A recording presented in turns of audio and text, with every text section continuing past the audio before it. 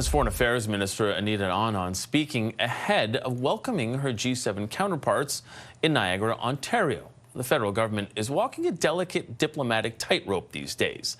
Ottawa is looking to repair relations with the Trump administration in the hopes of getting some tariff relief while also trying to diversify away from American markets.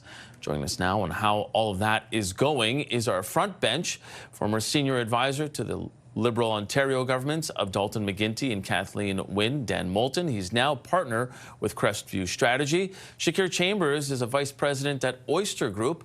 He worked in the Prime Minister's office for Stephen Harper before becoming a policy advisor to the International Trade Minister. And Kathleen Monk is the former director of communications to the late Jack Layton. She's now the principal owner of Monk and Associates. Welcome, everyone. Thank you so much for being here. Now, as we heard just in the last hour at her press conference, Minister Anand said, meeting global challenges requires global partnerships. With the U.S. walking away from multilateralism, is that even really possible to emerge from this with a global partnership, Dan? Well, look, I think that it's certainly going to be the most difficult, most awkward environment for Marco Rubio in that room right now. I mean, it's his president that's been picking fights, not just with Canada, but with all G7 countries, introducing tariffs and causing economic harm around the world. So I think he's got the most difficult task going into that room, particularly given some of his past stances. And certainly when you look at issues like the Russia-Ukraine war, he's been a long-time Russia hawk, and there's a lot of daylight between where the president has been and where Marco Rubio is. And so, I think there's a difficult and uncomfortable atmosphere there for Marco Rubio more than anyone else right now. I will say, I think the G7 foreign ministers have a lot that they can agree on and a lot that they need to prioritize. Certainly, critical minerals, Minister Anand has talked about as being a priority for the agenda at this meeting. It is essential that Western economies work together to ensure that the stranglehold that China has on the critical minerals industry is restricted, and that there is an opportunity for Western development. That's a great news for Canada. That's a great position for Canada to be in. It needs to be a priority for us and our economy. And I think that's why you've seen it prioritized in the budget and by the federal government these last few months. Yeah, and all of those things are things that, Anand will likely have to deal with, but really probably first on her list, or the one that she's most anticipating right now, Shakir, is that meeting with Rubio.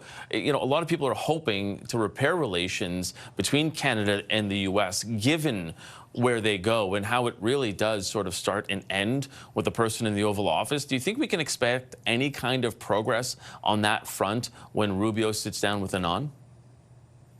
I doubt it. I think stuff like that will come from President Trump. I think he's been pretty central, whether it's announcing a trade agreement or announcing tariffs. He's the person to actually do that. And I think, they don't need a formal event or a formal gathering to talk about restarting trade with Canada. I think just the way Donald Trump kind of shut off our trade talks with a tweet, he'll see to restart them with a tweet.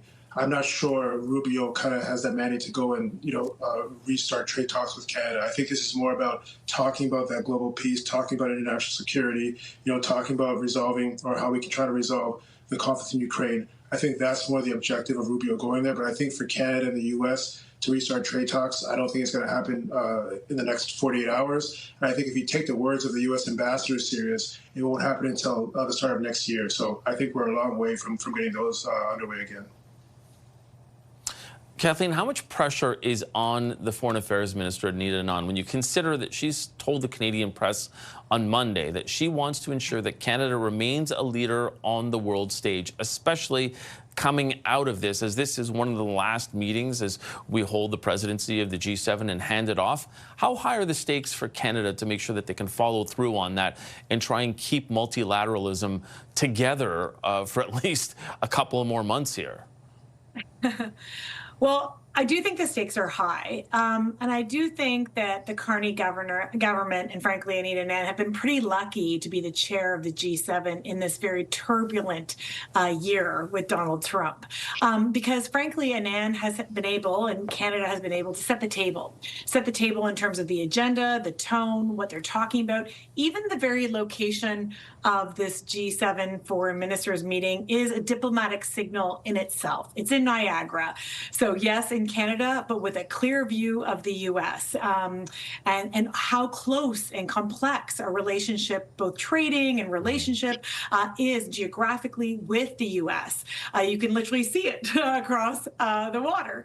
And I think that that's really important because it actually echoes Foreign Minister Anand's message that she's been sending this week in the lead up to these meetings. One, that yes, she wants to keep engaged with the United States and obviously keep that strong trading relationship, while at the same time broaden our diplomatic horizon and our trade relationships by inviting other countries like Brazil, like India, like others to the table to have those conversations.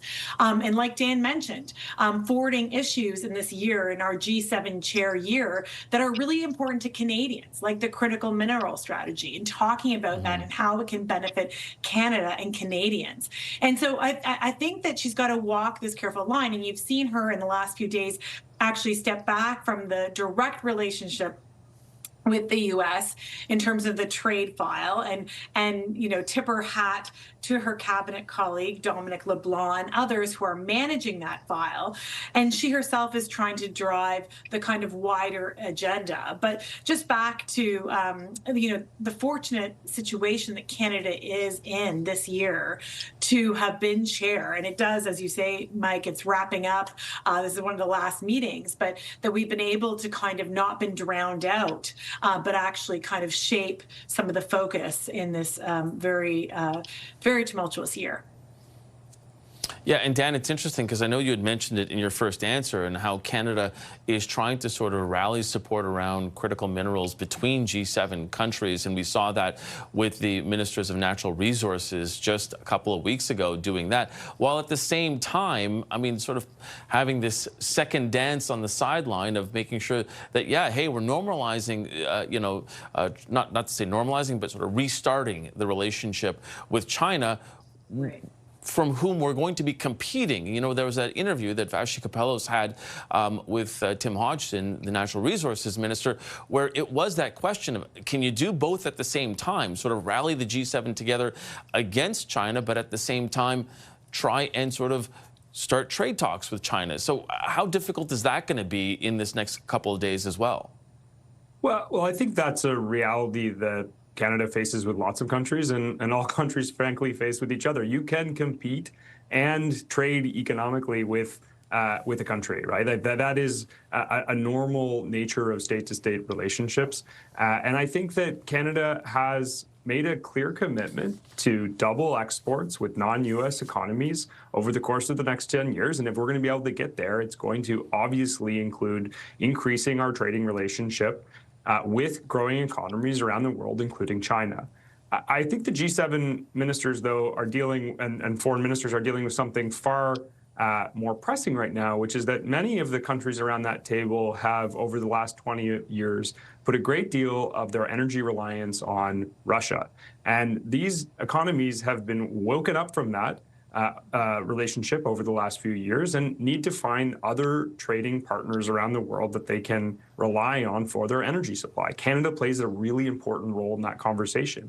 We need to work with our allies in Europe to deepen our trade relationships and our energy trading relationships in particular, where there are real opportunities for us to be the key export partner. And so I think when we look at the agenda for these G7 ministers, we see critical minerals, we see energy. These are really the top pressing issues for Canada right now. And I'm glad to see them on the agenda in the way that they are. Shakir, you get the last word on this. Yeah, I would just say, I mean, energy is obviously something that's in very high demand. I think we need to work domestically to make sure we can get our energy to these markets that are you know, want our product. And I think just on broadening our trade relations, This is not a new thing, right? I think for Canada, I mean, when I was working under Harper, we have a lot of free trade agreements. We have a lot of market access. We've been pushing companies for decades to try to get their markets to their products to other markets outside of the United States, and it just doesn't happen. So I wish Mark Carney and his team all the best, but to diversify your trade and to stop our dependence on the United States, I'm not sure this kind of, high-sounding, optimistic public statements is going to match the reality that we confront, where we're just very, very much reliant on the United States, and I don't really see a situation where we're diversifying trade to any significant or meaningful level away from that market.